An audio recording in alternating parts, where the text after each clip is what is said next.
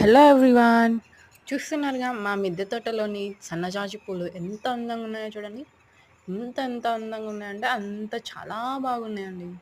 మొక్క అయితే బాగా చిన్న మొక్క కానీ పూలు మాత్రం భలే పూస్తున్నాయి. దాదాపుగా ఒక మూర పూలు వస్తాయనుకోండి. మొగ్గలు చూడండి ఎంత చిన్నగా ఉన్నాయో.